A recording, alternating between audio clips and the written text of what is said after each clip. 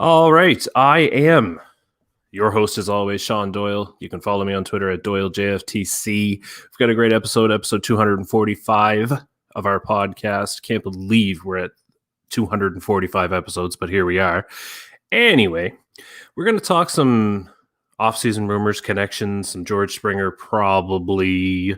And I'm going to say it now. Today is the day. This is the podcast where I get Karen going. I am going to wind her up. But Karen Sutar is here with us for another week again. And of course, the Feckless Wonder, Feck is here. He's waiting in the green room, staying away from the bar, of course. But a great episode. Don't forget, YouTube, 7 p.m. Eastern time. It'll stream on Facebook and Twitter and all of that as well. But if you miss those broadcasts, don't forget, of course, you can get the audio version on that Apple place, Apple, Google, Spotify, Stitcher, wherever you find a podcast, you'll find the audio version of our podcast. So at this time, I will bring in my co-hosts, plural. Karen Sutar joins us. Hello, Karen. How are you? I'm fine, Sean. How are you? Good. So I'm not sure if you heard the intro there, but this is the week where I get you going. You're typically calm, cool, collected, the voice of reason week after week. And I'm going to make it my mission this week to get you fired up. You may end up throwing something at me, but we'll see. Are you ready for that? That's a little hard to do virtually. Where are you? Yeah, sure. Just hurl something down here to the East Coast. It'll work. I'll catch it. I promise. I'll catch it better than Teoscar Hernandez. I'll tell you that. If I could throw that far, I should be on the team myself. Never mind. Absolutely. All right, and to help us balance out the calm and the cool and the collected, we've got the Feckless Wonder. Feck, good evening to you.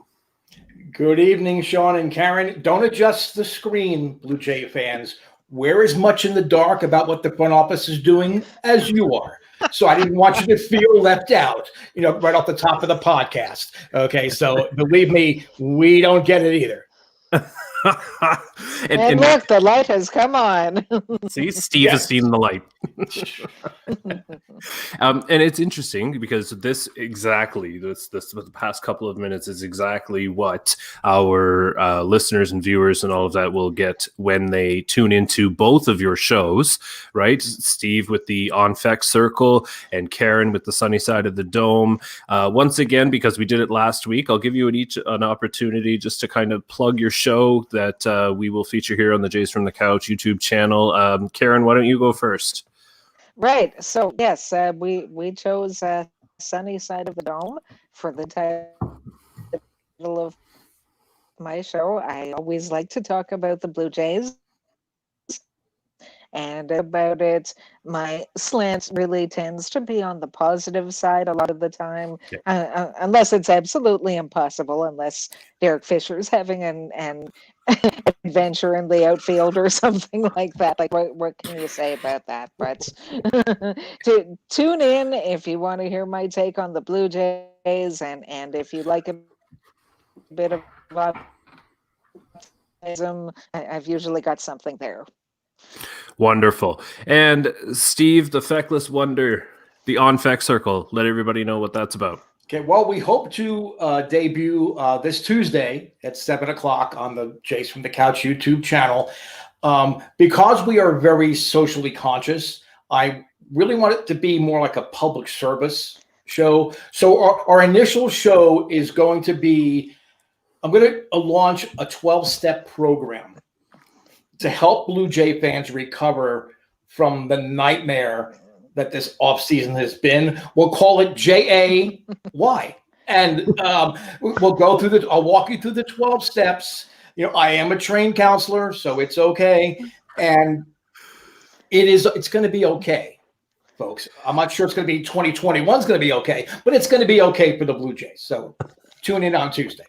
There we go. Tuesdays, 7 p.m. Eastern time for the On-Fact Circle. And Karen, we're still working out the schedule and the day for yours, but it's going to be awesome. And I'm very happy that we've got these two very, very unique shows to offer everybody.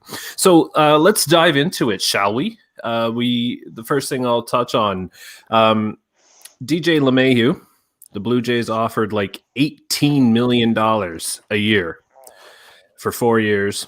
And he said, no, thanks. Instead, he decided to put on a Yankees cap. Feck, that kind of stuff will get you booted out of here so fast. Your show will be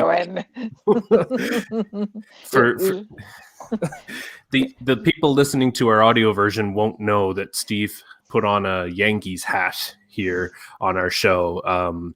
But that kind of stuff, Steve, that just doesn't fly. You're not going to like the rest of the show, I don't think. Can't wait. But yeah, signs with New York, as everybody knew he would. And I guess, Karen, here's my question to you is, I guess so far, and we touched on this last week with the Blue Jays swinging and missing. That was the theme of our show last week. And this week we've got a bit of a different angle here. However, Karen, what do you make of this? The Blue Jays can't give their money away. I mean, again, I would be a lot more frustrated if, 3/4 of the really good free agents were off the table and all the other teams were getting guys and the Blue Jays just couldn't get anybody.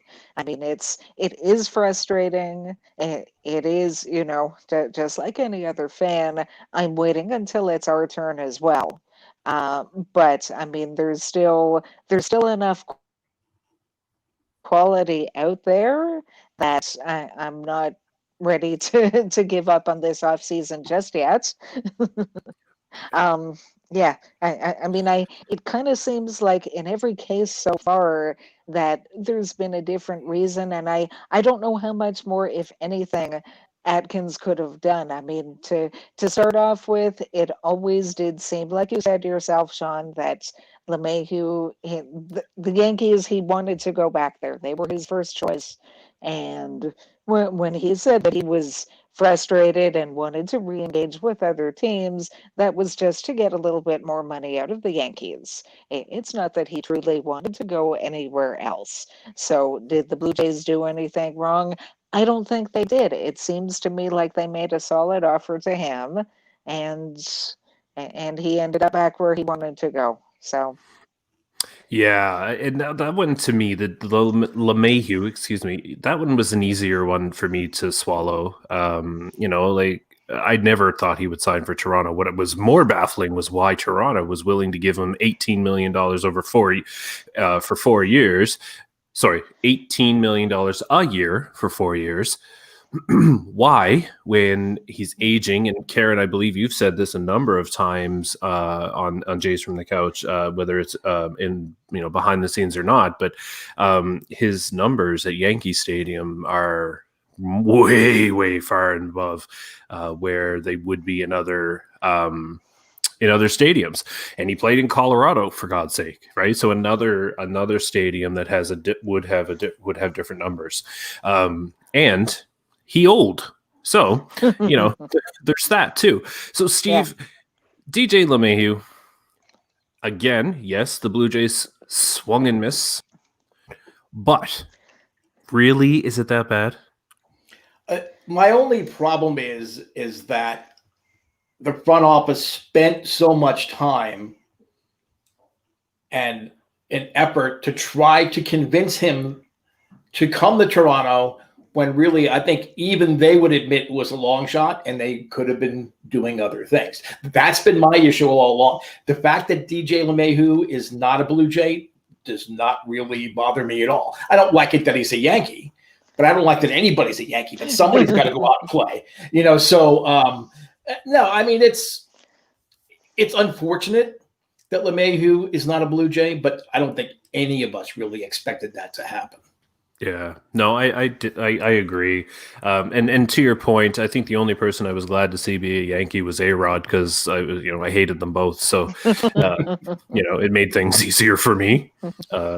One guy, a player you just can't stand, right? And then they play for a team that you hate just as much. It's perfect. It's perfect. Anyway, so okay, they miss out on DJ LeMahieu. Not a big deal. Again, though, this term aggressive keeps coming up, and it has been coming up for what feels like my whole life. But really, it's only been a few months. However, aggressive. $18 million a year for 4 years for DJ LeMahieu. That's aggressive. That's not an offer to sneeze at, right? And Blue Jays fans can be at home and say, "Oh, we lost another one." Okay, I can understand that mentality that we lost another one. It could have been anybody, and that sentiment would have been there among some people. A section of the fan base would have felt that regardless. Not saying I agree. However, on this one, because I'm feeling that way overall the whole off season. However, on this particular one, I'm not feeling that way. But what I do see is there's aggression. You know what I mean? There was aggression with Sagano. There's aggression with LeMahieu. They're trying, and whether or not, and Steve, I'm not sure that I can get on board with your could have been doing other things kind of idea, because I really believe they've got like a lot of irons in the fire, right? And that's why we're hearing all of these rumors, and we have been hearing all of these rumors for months, because they do have their feelers out, and I think this year is a different year. They're willing to pay this year, because DJ LeMahieu could have accepted their offer. They could have him. Sagano could have accepted their offer, right? So they were a three-letter word, the word yes, away from having significant upgrades. So I don't knock them. I guess it's just super frustrating, because at some point it feels like they're gonna have to overpay, and which brings me to George Springer, right? The one. Now, what I also find interesting, I'm going to put a pin in George Springer, not in a voodoo kind of way, but just in the idea of George Springer, just for a second here, because what I'm noticing is that all of the rumors are centered around really players they don't absolutely need, right? Like when the season ended, and people say, well, okay, what do they need to do? Well, they need a third base option. They need an answer at third base, because it ain't Vlad. And even I don't care how great he looks right now. He's slimmed down. He's looking more athletic. Good for him. He's not the option at the answer at third base.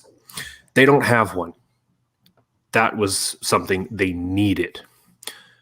Pitching was something they needed, both in the rotation and in the bullpen. They don't have a friggin' closer. And you can't tell me. No. So, okay, here we go. Steve's getting me fired up. I don't believe they have a clear closer. I would love to give Jordan Romano the ball, give him a shot, but heaven forbid, if that doesn't work out, where do they go? Right? And don't tell me that Rafael Dolis or anybody else is a closer. You know what I mean? And with the way the game's going, you've got starters pitching not as deep into the games, and the bullpen's being used more and more and more, I gotta say you need a closer. Anyway, so the needs are there, and yet here they are being linked to DJ LeMahieu. Maybe he can play third. George Springer, center fielder, eventual right fielder. JT Realmuto. The Blue Jays have, I would argue, a handful of catchers that the league is envious of. So when are we, maybe this is, I guess where I'm going with this, is that maybe when the real gem is what we're not hearing, because it can't be that they're going after things they don't actually 100% need. So I'm rambling here at this point. So and actually, here's a one of our viewers. I if I'm incorrect, I apologize, but Jason this might be a first time, at least a comment from him. But what I'm saying, and obviously, he agrees with me, or else I wouldn't put it on the screen. But we have work to do before we can ever qualify for an elite free agent, and I wonder if that's what's going on here. And I don't know. So maybe we'll throw it. This will be where I throw it because I'm rambling. Karen, I'll go to you first. Taking Jason's comment and everything that I've just said, what are your thoughts? Like, why are we hearing about these top free agents that we don't actually need? Excuse me. That's a really good question. I think back to when the Blue Jays signed Russell Martin, and I remember thinking at the time that, hey, it's Russell Martin, that's great.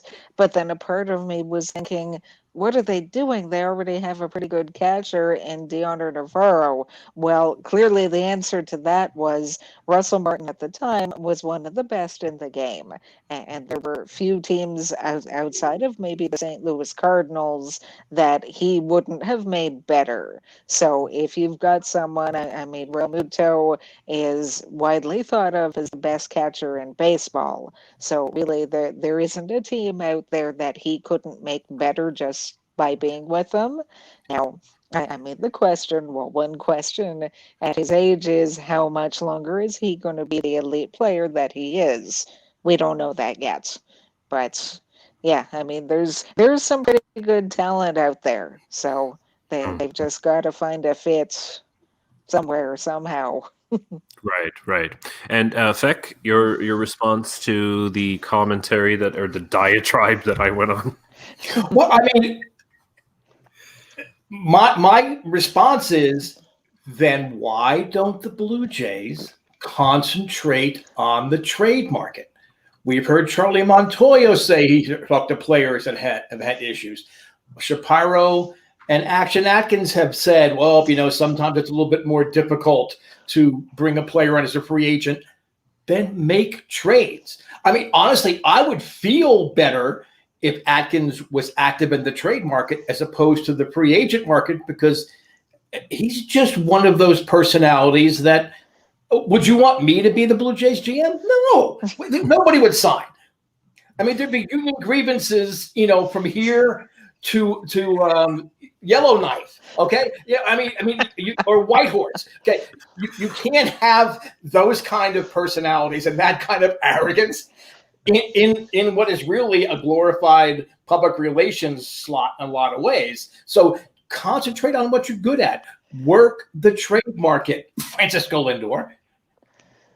Right. I mean, this is the frustrating thing, and I understand, our listeners question, well, we have work to do. No, just then pivot and say, you know what? Okay, if opportunities will then come to us, great, but we're going to be aggressive on the trade market, get those pieces out of the hands of our competition, and then the free agents are going to say, wow, they really put something together here. I'm going to have to get over having to cross the border, or oh my God, what a terrible thing to do. I'm sorry, in your luxury limousine coming in, I'm so sorry. It's hard to cross the border and have to go through customs. You'll get over it. Okay. You'll get over it. Open your wallet, bring up your checkbook, your bank balance on your mobile phone. Oh yeah, this is okay. This is fine. All right. So eliminate all those things, get aggressive in the trade market, and have that be the keystone to how the Blue Jays build a championship team. Right. And what's interesting is, and like I've said, that they're working it, right? And the problem is we really would hear more about free agent rumors than we would about trade rumors. I really believe that those, especially because I think free agents and their actual agents and their people will leak things right? And teams may leak things not as much about a trade, I don't think. That's my initial assessment, right? Now, some teams, of course, it's going to happen. I'm not saying it doesn't happen, period. But I guess what I'm saying is because we're not hearing as much about trades, I think that's why I think you tend to hear more about the free agent signings, the rumors that way, because that's an easy, JP Morosi. I was going to say with all respect, but I don't know what I'm about to say is going to sound respectful, but it's why he can easily say the things that he says, right? This team is interested in this player and blah, blah, blah. Well, of course, because, they need a third baseman. This guy plays third base. Okay, cool. Let's whip up the rumor there, right? So I wonder if you wouldn't hear more about the trades. But let's get to the meat of the episode here. So at some point, whether it's in a trade, in trade talks, or with a free agent, the Blue Jays, I think it was 4 years, 68 or 78 million for LeMahieu. Yeah. So at some point they would have said, this is our offer, right? And whether or not there was our final offer and DJ LeMahieu was like, oh, okay, I'll think about it. Or they just said, what about this? This was our offer. And he was like, okay, that's nice. I'll talk to these guys now. The big boys are talking.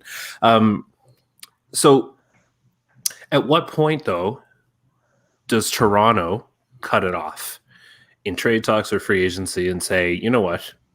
Yes, I understand Toronto is a tough place to be or to attract people to want to play. It is. I used to think that's just, BS, but it is, right? For whatever reason, a million different reasons. So they're going to have to overpay, but at some point, and I said this last week, that the front office is too smart for their own good, but they've got to have a price. They have to know the premium that they're going to have to pay for coming to play in Toronto. And you don't tell me they're on their high horse saying, no, Toronto is a world-class city, which it is. I agree. But don't tell me they're resting on their laurels and saying, no, our money is just as good. And we only want people to sign here who want to be here. Okay, you know what? I don't want to hear any of that. You have to pay more. You do. You have to pay more. Do you really think Hyunjin Ryu said, you know what? I'm going to play in Toronto. Back in November of last year, he was like, oh, free agency starts? Get Toronto on the phone. No, they had to tack on an extra year. Right? They had to do something that somebody else wasn't willing to do. That's going to be the case again this year. But at what point, and this is Jim is watching at home on YouTube, his question is, what is your walkaway price? And he says JT Realmuto and George Springer, but in trade talks as well. So let's start with George Springer, since that is the Blue Jays rumor that's going on. So Karen, what is your walkaway price for George Springer? I mean, I guess the most I'd be comfortable giving him would be 5 years, 125 million, and even that's a big contract. That might be. Would that be the biggest contract the Jays have ever given anyone? I mean, it's not bigger than Vernon Wells. Vernon Wells was 7 years, 126. Okay, excuse me. He beat him by 1. Okay. And 2 years, but right. So in terms of total dollars, Wells was more. In terms of average annual value, this might be it. I mean, I know he's a phenomenal hitter, and to get him to the Jays like that, even that might be an overpay. I would do that. I'm not sure I would do much more than that. Right. And why they would add him is what you just said. He's an excellent player who will make the team better, of course, right? And so before I throw it to you, Steve, Jason, again's watching. Thanks for commenting, Jason. Really appreciate it. Hope you're back week after week. 6 years, 150 for Springer. Steve, what do you think? I'm walking away if he doesn't take the 4 years at 100. And honestly, George Springer makes the Blue Jays a better team. He doesn't make him $25 million a year worth of a better team. Again, he's a tremendous hitter. He, like you said earlier, he does not meet an immediate need. He's a corner, right? He's a right fielder. I think he would be a great right fielder. We have a right fielder. At least at bat we do. I'm not sure in the field we have a right fielder. But you know, it's I walk away now. It's like, look, George, I understand what you're trying to do. You know, and then be honest, say, look, I don't know that the Mets are going to pay you because they're already up. They only have $27 million left. I don't know that they're going to pay you that with Franco hanging out there and other players they're going to have to sign long term. This is what we're offering. So if you don't want to take it, we'll see you when your team comes into Toronto. Right. So here's I don't know that 4 years is going to get it done. I really believe he'll be after at least 5.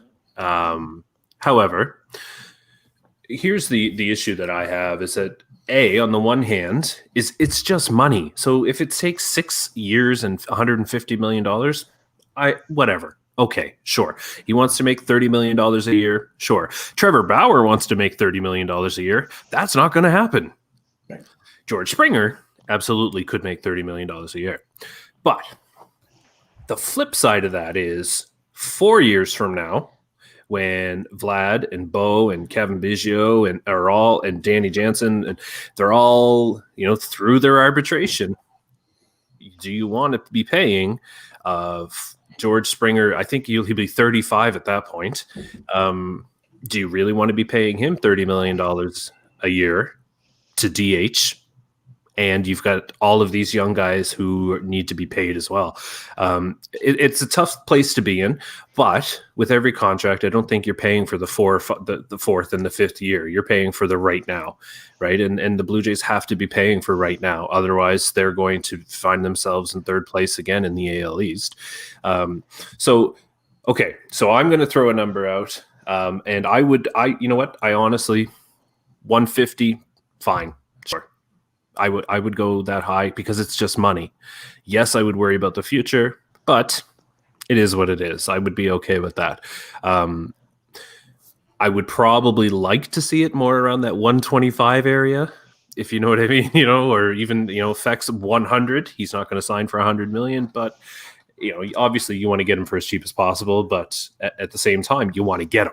Right. So I would go as high as it takes. If that's the guy they feel is going to make this team that much better in 2021, just pay him. I don't care. If you believe that strongly, and obviously they do, or else they wouldn't have already made him an offer of $100 million. If that's the guy, just pay him whatever he wants and get it over with. Now, JT Real Muto, catcher, Karen, what would you pay? Or at what point would you walk away from JT Real Muto, the best catcher? You said the best catcher in baseball. They have Danny Jansen, they have Alejandro Kirk, they have Reese McGuire for however much longer, and then they've got others, Riley Adams and Gabriel Moreno coming up. Like, they've got catchers. So right. When do you walk away? For him, I might actually go a tiny bit higher. I might go 5 years, 135 rather than 125. And the reason that I say that is, and as you said before, we've talked about this a bit behind the scenes in our chat room. He would not only make the catching position better, but the Jays have so many young MLB-ready pitchers and some more high-ceiling prospects coming up. A veteran catcher like him has the chance to really help those guys develop and to reach their maximum potential, and that would be invaluable. You can't say enough good things about that. Whereas, Danny Jansen, bless him, I think he's got all kinds of talents. I think if he puts it together, I mean, we've seen at times he's been a very good hitter, at other times he's been a very good defender, and if he could do all of it at once, I think he has a chance to be one of the top catchers in the game. He's not there yet, and he needs to focus on finding consistency in MLB for himself. He can't fully focus on bringing out the best in a pitching staff the way someone like Real Muto, who's already at the top of his game, can. Mm-hmm. Mm-hmm.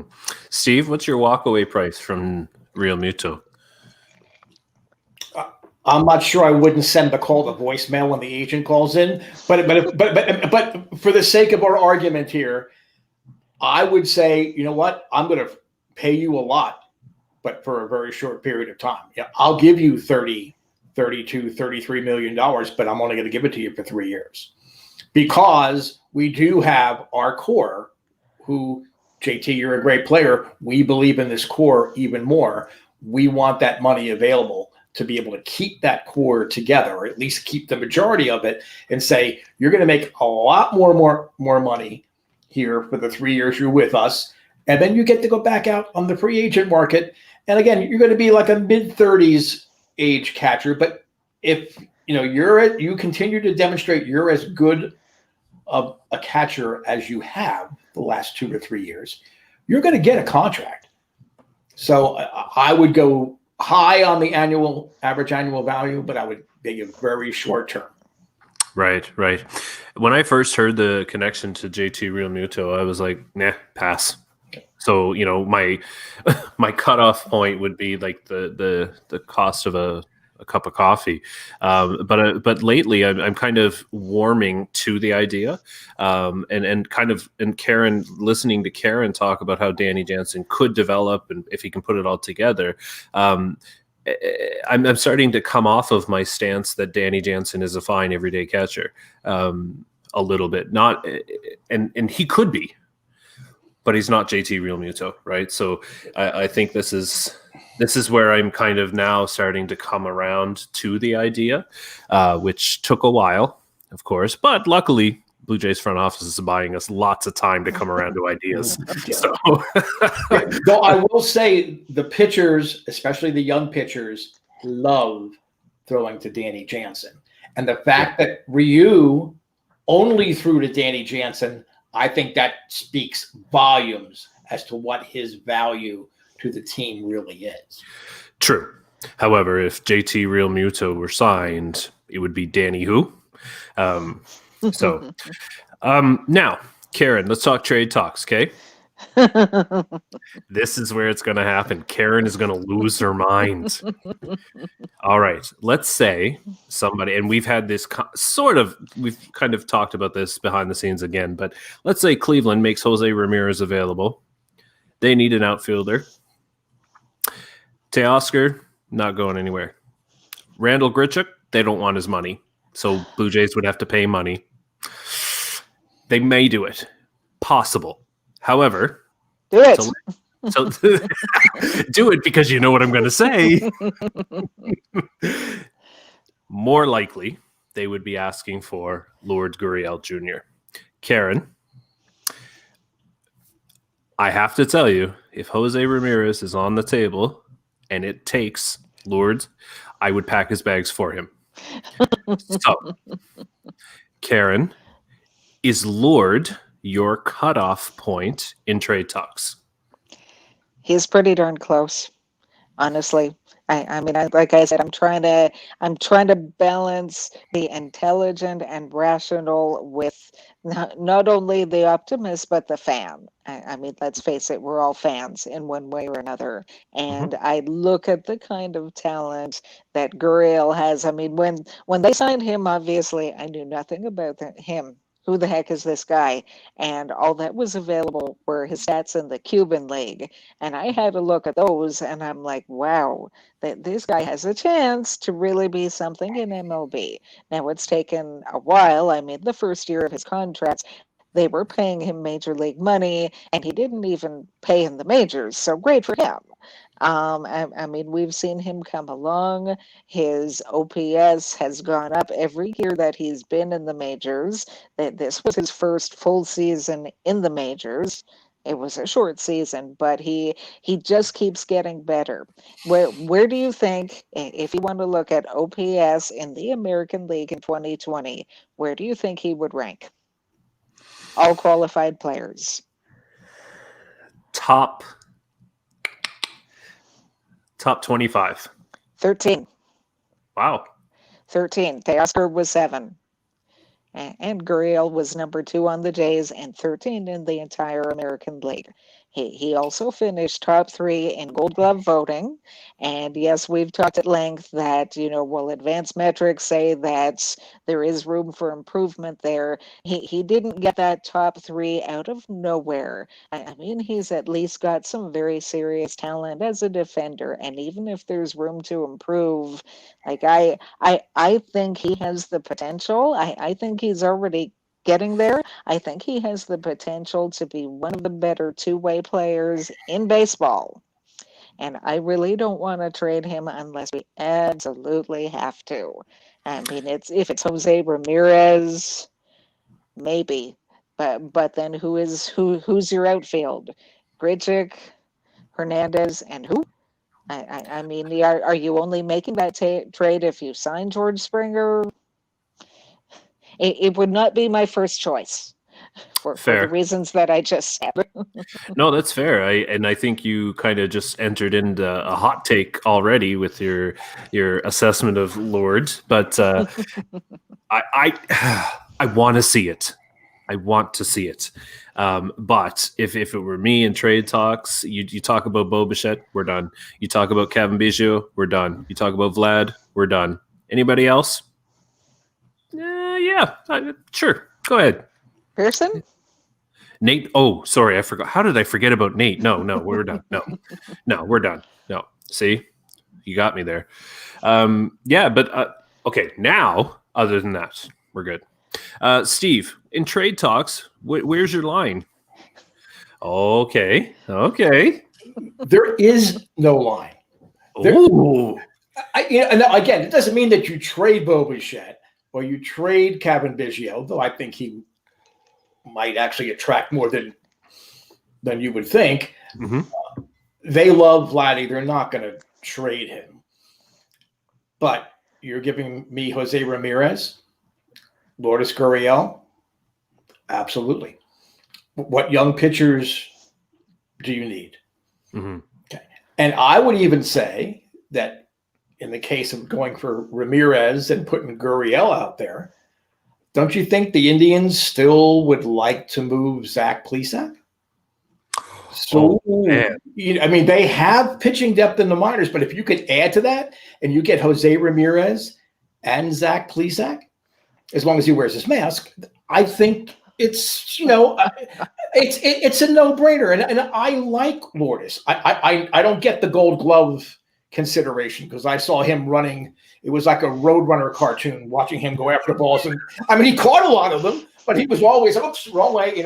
I don't buy he's a Gold Glove outfielder, but he's absolutely the most tantalizing piece that the Blue Jays have outside of someone like a Pearson or a Manoah or a Woods Richardson. And I don't think any Woods Richardson, maybe, unless you convert him to the bullpen. I think you have to do it. You have to think about it. And yes, it's going to hurt. Okay. And it's going to hurt. Outfielders, they can find outfielders. As you said, there's a plethora of free agents out there that are quality. You can find a quality outfielder until either somebody can come up, you move Vladdy to the outfield, or you look at the trade deadline or next free agent season and try to bring and improve your outfield that way. Right, and I can get on board with everything you said, but Vladdy's not going to the outfield. But, Ken Rosenthal brought up the idea of signing George Springer and Michael Brantley. Right? They're supposed to be friends and, whatever. Sure. I mean, and if you can – so to answer Karen's question, that would solve the issue, well, who's going to play the outfield? Because I agree, Karen, that third base is a massive hole, but you would be creating a hole in left field. I don't disagree with you there, unless you want to move Randall Grichuk over and give Jonathan Davis the time to see if he can play center field. If you've got Jose Ramirez on board as well, and maybe even George Springer, who knows, you can afford to carry a bat like Jonathan Davis and give him the time to see what he's got, right? But we're getting we're almost out of time here. So you know what? I think it's time. Are you guys ready?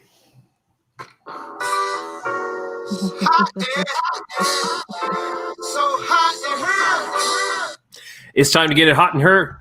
Hot takes. I am going to defer to Karen for the first one. Hey there. Okay, so try to make this as short and sweet as I can. Jays have been linked to George Springer, and if they do end up signing him, that'll be great. He'll help improve the team a lot, mostly on offense. Well, you know what? The Jays had no problem scoring runs last year. If they get him, it will help. But I kind of feel that in the long run, the Jays would actually be a better team with a defense first center fielder, somebody who is elite, somebody who is along the lines of Devon White, whether that's Jackie Bradley Jr. or Jonathan Davis or whoever. But I want to see a glove out there in center field. Yeah, I don't disagree. I would prefer Jonathan Davis over Jackie Bradley. However, it's because it doesn't cost you anything, right? I love it. I don't disagree. Feck, let's get it hot, buddy. Well, I need to make up another one because Karen just actually took my hot take. Oh, sorry. So, great minds think alike, and that should scare you, Karen. You know what? Okay, here's my hot take. Taijuan Walker will lead the Blue Jays pitching staff in wins in 2021. They're going to sign him. They're eventually going to stop hanging him out there, to dry. Okay, Ross. The pillory days are over. Okay, free Taijuan Walker. Sign him. He will lead your team in wins in 2021. Okay. Okay. He may lead the team in ERA just the wrong way. But listen, I like him. I want them to sign him. However, there's the possibility that he could be pitching to a near 5 ERA. It's possible. I'm just throwing it out there. All right. I have to come up with my hot take because, again, Feck stole mine. I was going to say that we really have to coordinate this in advance. We really should. However, I was going to say that they will sign Taijuan Walker, but it won't be till like February. So how about this? There will be a member of the Toronto Blue Jays current roster traded, and it will be Rowdy Tellez. All right. I can live with that. Hallelujah. Did Derek Fisher go with him? Derek Fisher? The Derek Fisher will yes, 100%. Hey, Derek, can you take Rowdy's bag over there into that plane? Just sit next to it and watch it. Make sure to keep it safe. Thanks. He'll get on the wrong plane out of town, actually, probably. So somebody will throw him his ticket, and he'll be like, "Oh." If and when they do sign Taijuan Walker, he should have it in his contract that Fisher does not play outfield when he pitches. That game was just brutal. If he did that, he would be my hero. But Zips has Derek Fisher with 450 at bats and a really high runs created plus. Well, that's great. Zips needs to zip it. Yeah. Tell me about it. Boom. As long as those 450 at bats are somewhere else, I'm okay. Please. Anyway, that brings us to the end of our episode 245 of the Jays from the Couch podcast. I want to thank Karen and Steve for tuning in for another week. Always great talking to you guys.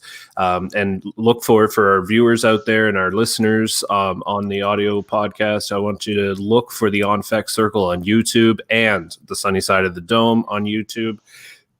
2 brand new shows coming at you. We're actually making this a channel. It's crazy. We're doing it though. We're going to spread out our content, so look for that.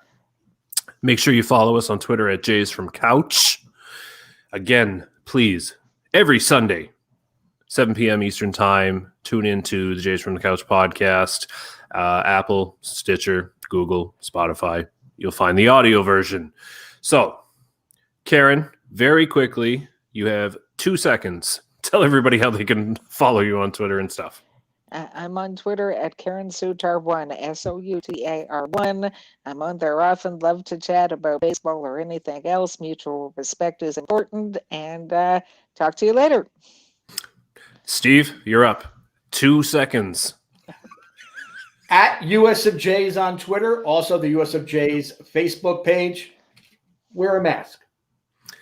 Doesn't get any simpler than that. Thank you so much to both of you. I always enjoy talking to you. And so for all of our listeners out there, thank you for tuning in, and thank you for your questions and your commentary on the YouTube channel and Facebook and all of that. We really appreciate it. It means a lot. Thanks for supporting us as always. Head to jaysfromthecouch.com for all your Blue Jays content. You won't be disappointed. So for Karen, for Steve, for for Taiwan Walker, and Rowdy Tellez and Derek Fisher. Happy trails, Derek. Anyway, this is Sean Doyle. Follow me on Twitter at DoyleJFTC. Hoping life gives you a juicy fastball down the middle and you don't miss it. Take care.